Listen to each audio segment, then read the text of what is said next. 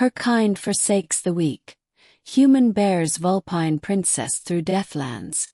The sun had long vanished behind the jagged horizon of the Deathlands, leaving a bruised sky smeared with violet and crimson. The air was dry, metallic, and tasted faintly of iron, a constant reminder that this place was not meant for the fragile.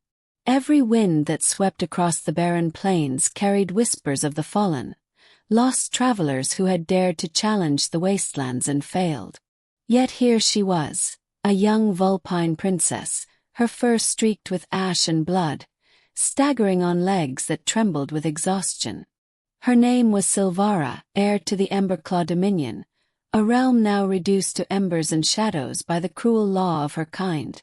The strong survive, the weak are forsaken. She had been left behind by her own guards, betrayed by the cold decree that no prince or princess could survive without demonstrating strength worthy of rule. Her amber eyes glimmered with panic, then fear, then hopelessness as the barren land stretched endlessly before her. It was at that moment that he appeared, human, clad in dust-streaked leather and carrying a pack that had clearly seen better days. He moved with a purposeful stride, unaffected by the stinging wind. His name was Kael, and though he was merely a wanderer of the Deathlands, he recognized a creature in need. He paused when he saw Sylvara scanning her frail frame, the fur matted with dust and blood. "You shouldn't be out here," he said, voice low but firm. "Not alone." Sylvara's ears flattened in fear, and she shook her head, weakly trying to scuttle away. I must survive," she whispered, voice trembling. My kind left me." Kael knelt to her level, careful not to appear threatening. "Your kind may have forsaken you, but I haven't." The first step of trust was always the hardest. Sylvara hesitated, her instincts screaming that humans were unpredictable and dangerous. But as the minutes passed and her legs threatened to collapse beneath her, she allowed Kael to guide her toward a small ridge. There the wind was less cruel, and he produced a water skin, coaxing her to drink. Hours turned into days. Kael bore her through the Deathlands, shielding her from scavenger beasts that prowled the dunes, improvising shelters from jagged rocks and tattered tarps. Sylvara, though young, was not entirely helpless. She had inherited the cunning of her lineage, using her agility to scout ahead, warn Kael of danger, and even hunt small creatures when his supplies ran low. Yet each night, as exhaustion stole her strength, she felt her body failing, and only the warmth of Kael's presence kept despair at bay. One evening, a storm rolled across the plains, black clouds twisting and howling like enraged spirits. Lightning split the sky, and the wind tore at their temporary shelter. Kael gritted his teeth, shielding Sylvara with his own body as the first wave of hail battered them. She pressed herself against him, trembling, not from cold but from fear. "You'll survive this," he said, almost as much to convince himself as her. "We'll make it." When the storm passed, it revealed a sight both terrifying and miraculous. The edge of the Deathlands, where jagged cliffs gave way to rolling green hills. Life thrived there, in stark defiance of the wastelands they had crossed. Sylvara's eyes widened, tears mixing with the streaks of dirt and blood on her fur. Kael lowered her gently to the ground. "This is it. You're safe now." But safety came at a cost. Sylvara collapsed, her body racked with pain from the ordeal.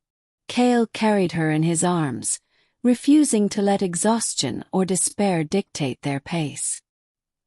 He spoke softly to her as they approached the life beyond the cliffs, recounting tales of survival, of distant lands and people who valued kindness over cruelty.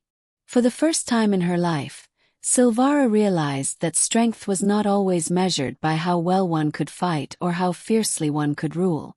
Sometimes strength was measured by endurance, by the ability to keep moving forward even when all hope seemed lost. and by the courage to accept help from someone unexpected. As they reached the threshold of the lush lands, Sylvara opened her mouth to speak, her voice hoarse but steady. "Thank you, for everything."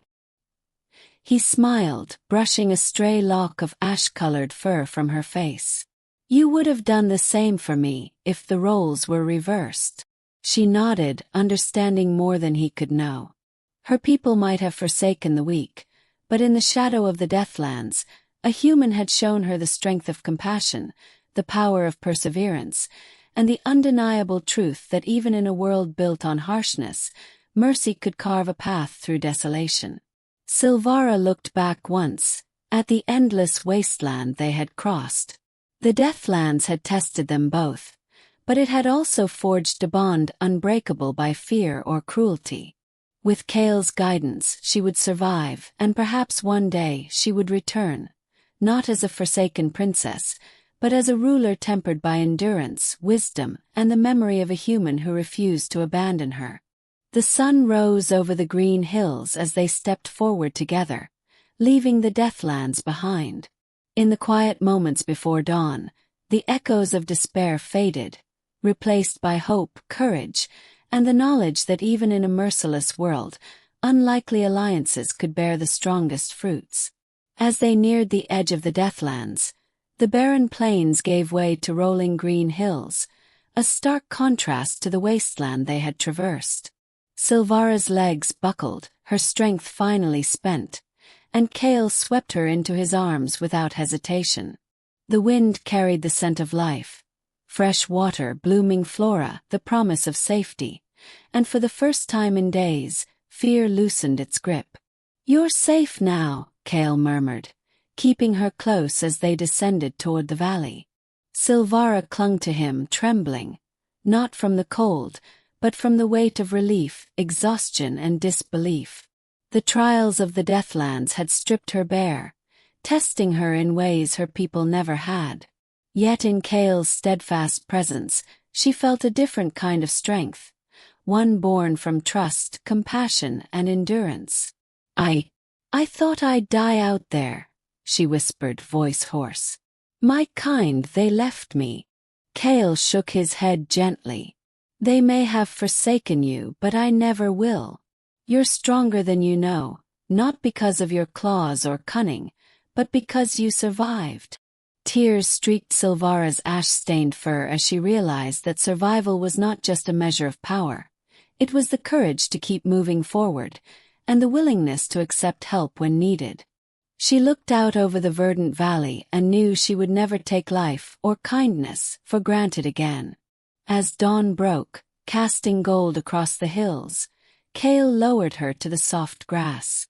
Sylvara inhaled the scent of life and hope, the shadow of the Deathlands finally behind them. Together they stepped forward, leaving fear, betrayal, and desolation in the dust. In that moment, the forsaken princess understood the truest lesson of all. Even in a harsh world, strength could be found in compassion, and bonds forged in adversity could never be broken.